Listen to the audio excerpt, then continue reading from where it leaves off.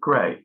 So here we are, or here I am, and just over here we can see Keith. Can you come forward just a little bit, Keith? Yeah. Stand up a little bit. Can you stand? Oh, that's okay. Okay. So we can see Keith there. Okay, Keith. Did you have a good holiday? Very good. One of the best, I must say. One of the best. Well, that's good news. Did you go with anybody you liked? Yes, Pam, who's 82, but she's a bit disabled, but I've known her generations, and that had a certain limitation on where we could go. But anyway, we enjoyed it. It's a lovely place. And lovely weather was superb. Never better. That is really good news. Really good news. So, a holiday in Spain. Right. Yes, you certainly can.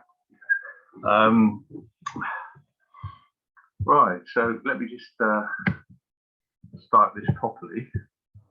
All right, here we go. So, welcome back to the spiritual journey. Yes, it's the 8th week today. Yes, the 8th week already. That means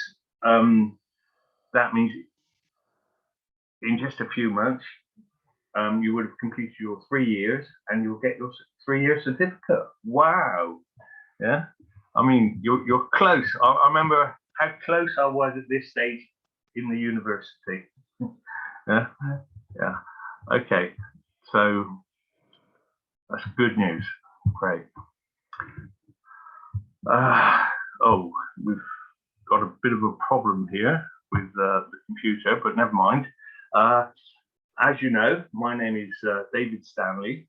I manage the course entitled The Spiritual Journey with the school I founded called Universal Comprehension Academy.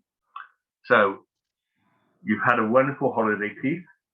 You're back. You've got the spring. Yes, springing in your step.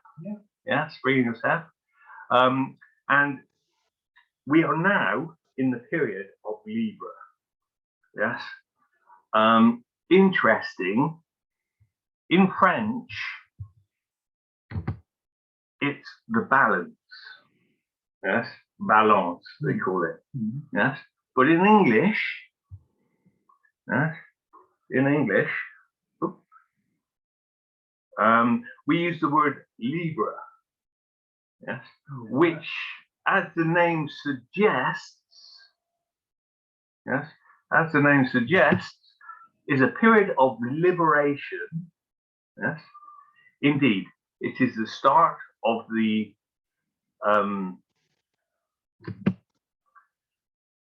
let's put it like this: it's the start of autumn. Yes. And it's the start of an autumn you can consider as an ethereal season. Now, I don't know if you've been watching my videos, but I filmed Libra, the first morning of Libra, and there was clouds and fog everywhere. Yeah, there was a mist. Let's put it like that, a mist. And it was such a wonderful thing to see. You know, just before sunrise and during sunrise, you could see the mist on the ground, and it was just so ethereal.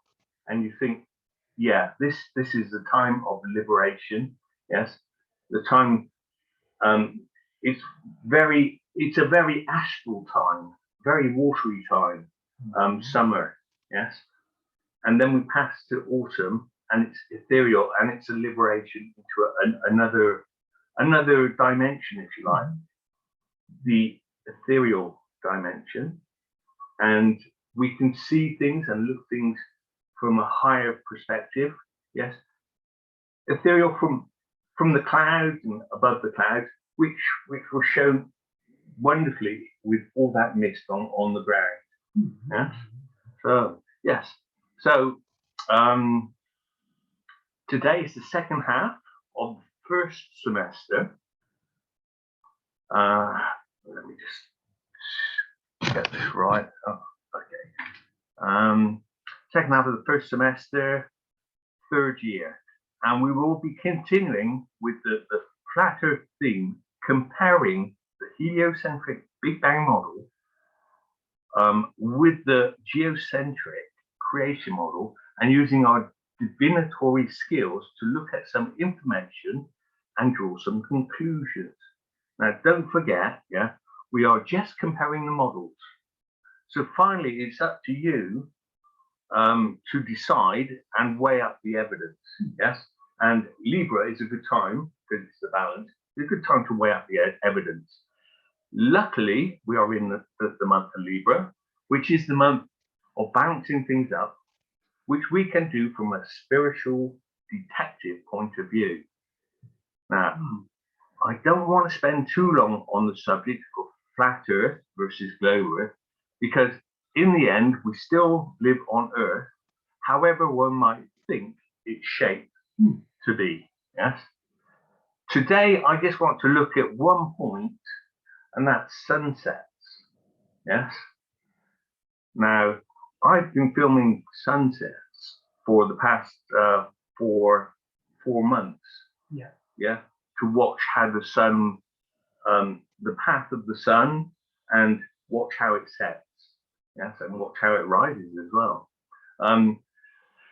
The question we can ask is, does the sun disappear over the horizon, as we are told in the heliocentric model, yes, in the ball model, or does it simply move on its circuit around a flat plane with the North Pole as the center of the circle? So, however, before we can really consider this, one needs to consider if the sun is, as science says, a burning ball of gas 93 million miles away, or a small sun about 2.5 miles in diameter, between 10 and 65 miles high. Now, both ideas seem possible. Yes, I've looked at them myself. Both ideas seem possible. But we know only one of these ideas can be true. Yeah. But in the end, it doesn't really matter which one you decide on, is, you know, as long as you have the evidence for the two models. It's like being bilingual in French and English, which I became, and I really did not want to learn French. I was against learning French. Yes. And I thought, no, I don't want to learn this. I don't want to, yeah. But eventually I did, right up to, up to a very high standard. Yes, according to the university. And it's the same with these two models. Yes, you should be very comfortable with the ball model, with the spinning Earth model, and because that's the one you're used to. And in the same way, I was used to just speaking one language, which was French, English, yes. And I had to understand and learn a new grammatical system and a new way of thinking, yes. So I had the two models, both English and French. Right. Yes, and this is just the same thing. It's looking at those two models, flat or heliocentric and geocentric. Okay, that's all we're doing. And in the end, it's up to you. Now, both ideas seem possible, but only if one of these ideas can be true. But as an American president stated, trust but verify. Can you remember which president said that, Keith? No. Trust but verify. No. Oh, well, that was back in 1982, I think. Yes, and it was President Reagan.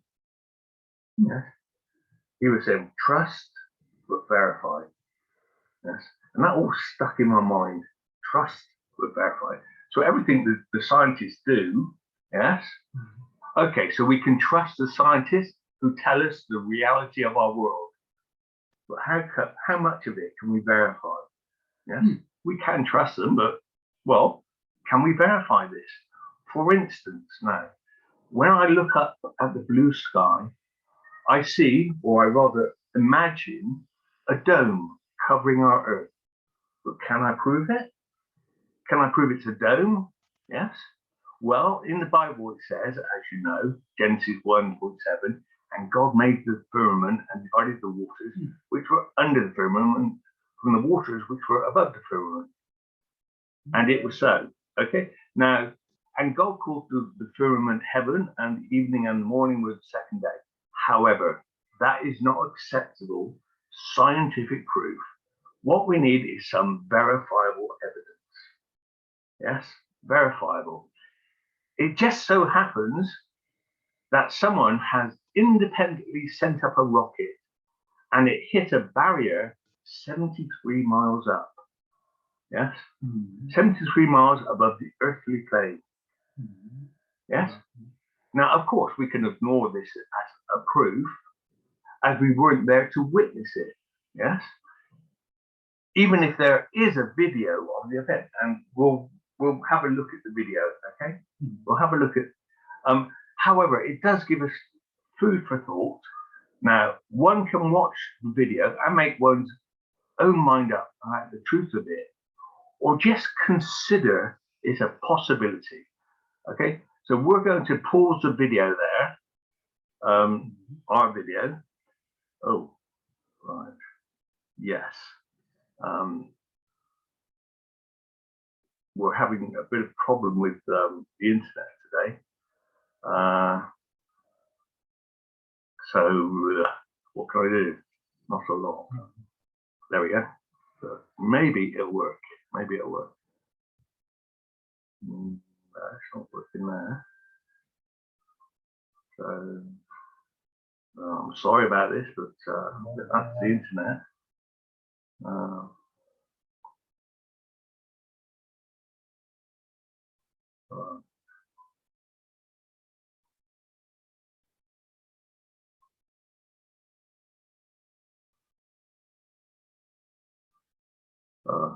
Bit of a technical problem, I'm afraid. Don't know what to do about this. Does it happen very often? Not like this. It does happen, but it doesn't. This is the first time it's been as bad as this. Is it because of the building or the... Oh no, it's nothing to do with it. There are internet issues at the moment, so that's a bit of a problem for us. Yeah, and there are probably issues all over the world. Yes, with the internet. So, oh, maybe. Oh, well, that was interesting.